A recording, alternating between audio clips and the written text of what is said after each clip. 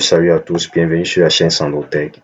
Ici, nous parlons de tout ce qui est programmation, tout ce qui est nouvelles technologies. Moi, c'est Alessandro Kokoui, développeur backend. Dans la vidéo précédente, nous avons parlé des conditions if-else, comment faire des conditions if-else dans un fichier .blade.php. Maintenant, aujourd'hui, nous allons voir les switch cases et les boucles for. Donc, sans plus tarder, si vous êtes nouveau sur cette chaîne, n'oubliez pas de vous abonner et d'activer la cloche de notification. Bon.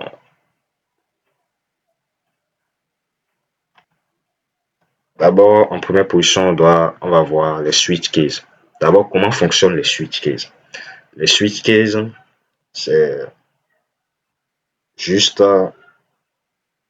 avec la directive switch. Quand on prend la directive switch, on met la valeur et on met la variable.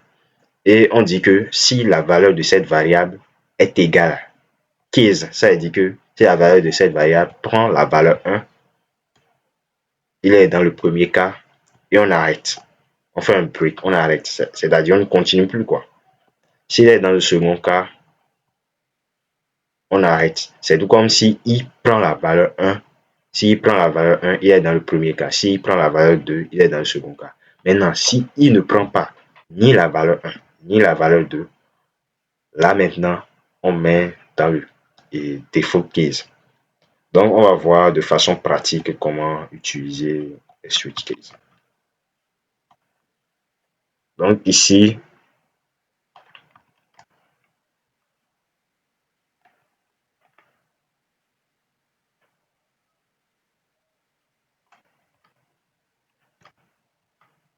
j'ai défini un i qui est égal à 5 ici.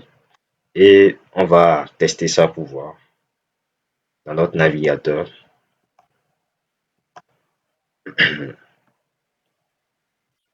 Donc ici, ça met default case, puisque i n'est ni égal à 1 ni égal à 2. Maintenant, bon, on va s'amuser à mettre 2 là pour voir. Et puis ici, on voit que ça nous affiche second case. Donc c'est comme ça les boucles, je dis les boucles, la structure switch case fonctionne. Maintenant, ici, nous allons parler des boucles. La boucle for. Bon, d'abord, quand on voit la boucle for, on utilise une boucle for lorsque on connaît le nombre d'itérations. Donc, si je connais au départ le nombre d'itérations, j'utilise la boucle for. Maintenant, ici, on déclare d'abord la variable. On initialise la variable ici. Donc, la variable i est initialisée à 0. Ici, on spécifie la condition d'affichage. C'est que tu m'affiches tous les i qui sont strictement inférieurs à 10.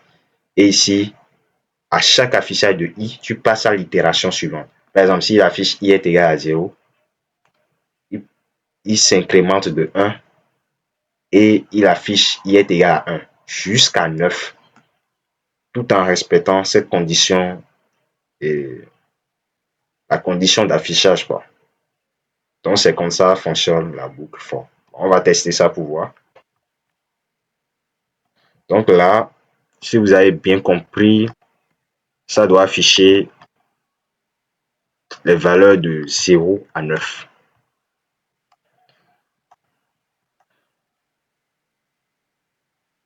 Donc, ici, nous avons 0, 1, 2, 3, jusqu'à 9.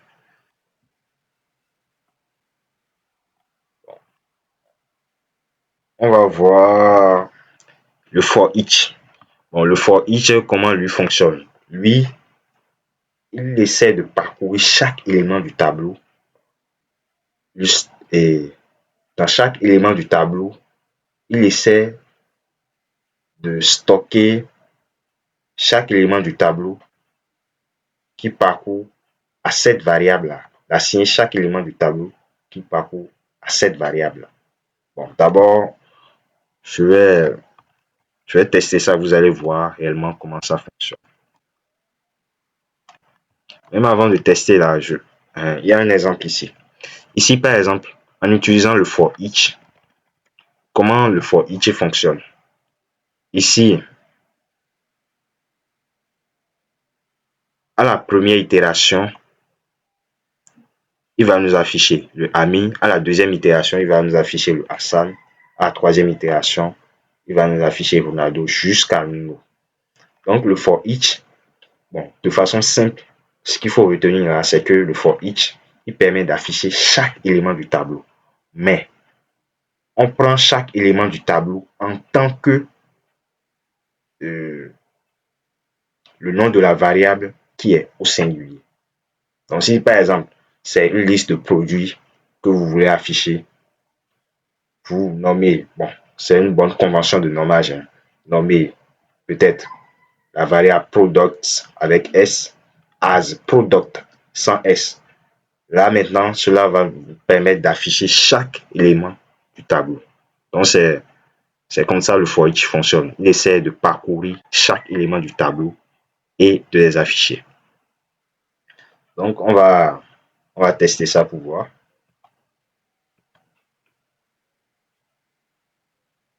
Donc ici, this user et this is user Amin, this is user Hassan jusqu'à nous. Donc c'est comme ça la boucle for each fonctionne.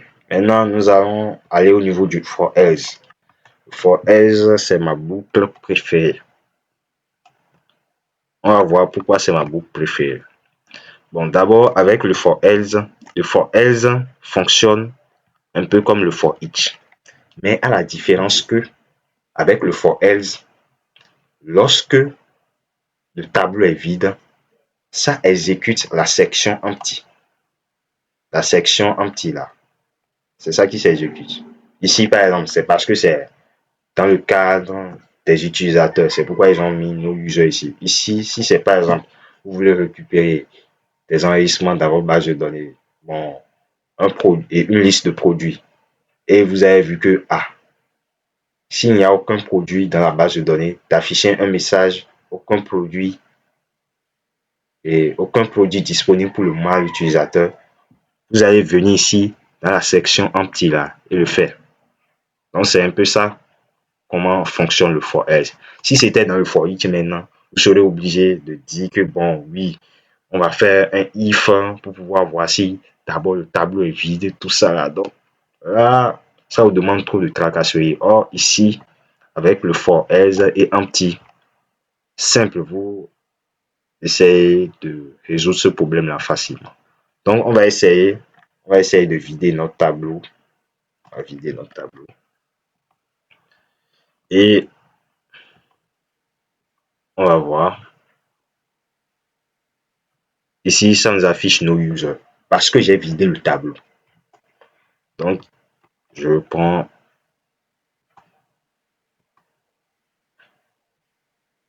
ici, ça m'affiche les utilisateurs. Donc, c'est ça. Maintenant, le while. Bon, le while, je vais juste l'expliquer. Le while, ça sert à faire quoi? Ça sert à exécuter l'instruction qui est ici tant que la condition elle est vraie.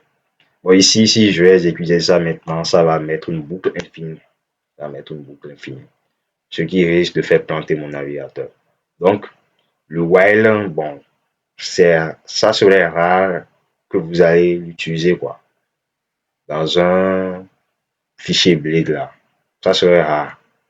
Tout va dépendre du cas dans lequel vous allez l'utiliser. Sinon, les cas les plus courants souvent, c'est le for each et puis le for else qui sont utilisés pour pouvoir récupérer des enregistrements dans la base de données.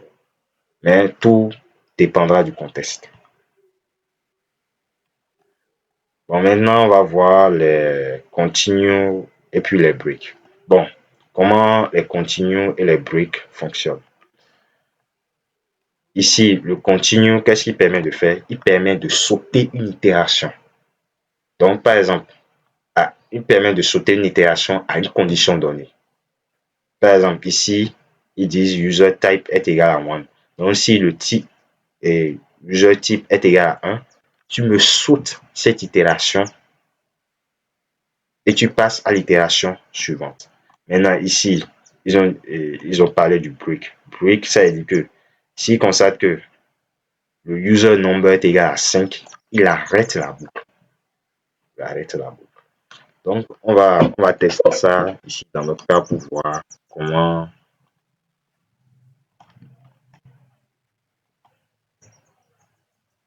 comment l'utiliser.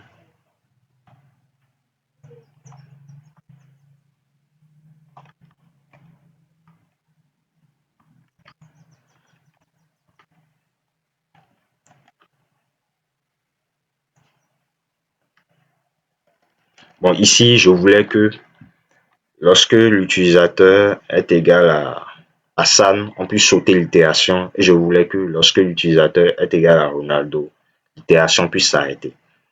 Donc, je fais if user est égal à San,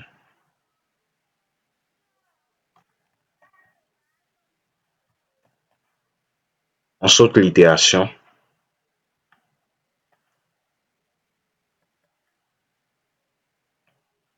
Et si l'utilisateur est égal à Ronaldo,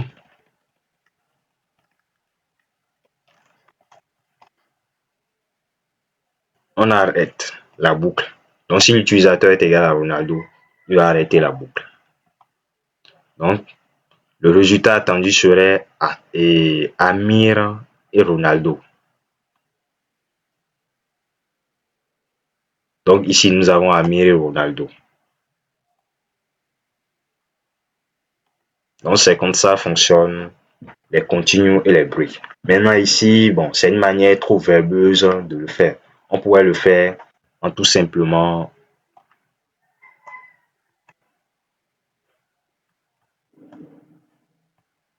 euh,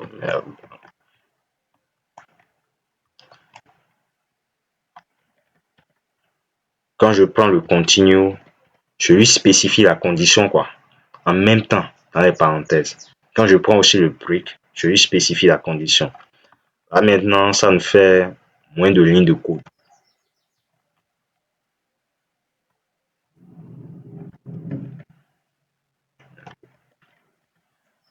Ben, ça garde quand même la même logique. Ça va afficher toujours le même résultat. On aura Amir et Ronaldo. Donc, voilà tout ce que on peut retenir de la boucle et des instructions break et puis continue. Maintenant, bon, un petit mot sur les properties des boucles. On a la property loop et on a la property index qui est ici, qui permet de commencer et d'afficher l'indice en démarrant et en démarrant à partir de 0. Donc, si je souhaite, par exemple, pour chaque élément de mon tableau, d'afficher son indice, le loop index est approprié. Bon, on va tester ça pour voir.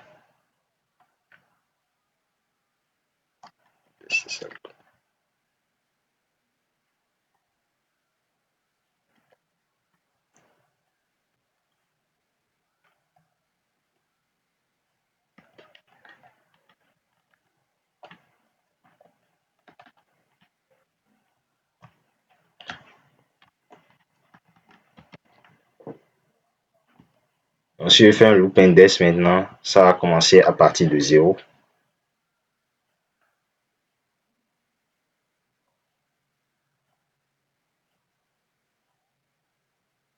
Ah oui. Ah, j'ai fait une erreur. J'ai fait une erreur. Je devais laisser ça dans la boucle.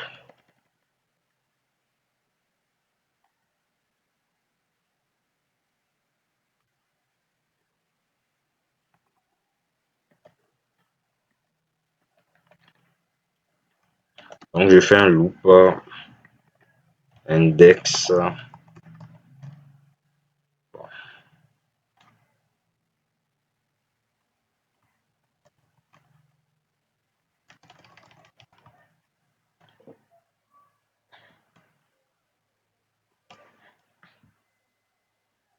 Donc ici, ça affiche Amir 0, Hassan 1, Ronaldo 2, nous 3. Donc c'est comme ça fonctionne la property index. Maintenant, la property iteration. Bon, la property iteration, ça vous permet de prendre chaque élément de votre tableau et de lui assigner un indice tout en commençant et un certain indice tout en commençant par 1. Si par exemple, vous avez besoin de numéroter les enregistrements de votre base de données, vous voulez récupérer par exemple une liste de produits et vous voulez commencer par 1, 2, 3, 4, 5, le loop iteration peut vous aider et vous aide du moins à le faire. Puisque lorsque vous utilisez les idées, les identifiants de la base de données, l'inconvénient, c'est que lorsqu'on le met en auto-incrémente, immédiatement, quand tu supprimes et tu veux ajouter un nouveau élément, ça suit toujours la chaîne. C'est-à-dire que ça ne restart plus, quoi. Si c'était 5, tu as supprimé, tu veux ajouter un autre élément, ça va afficher 6. Or, quand on voit des éléments s'afficher 1, 2, 3, 6 en désordre comme ça, bon, c'est pas intéressant. Mais pour essayer de masquer cela, on est obligé d'utiliser le loop iteration. Donc, on va utiliser ça pour voir.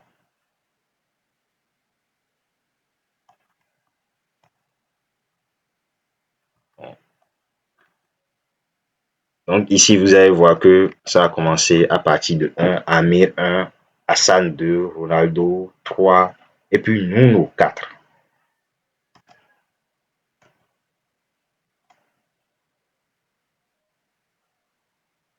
Donc vous voyez.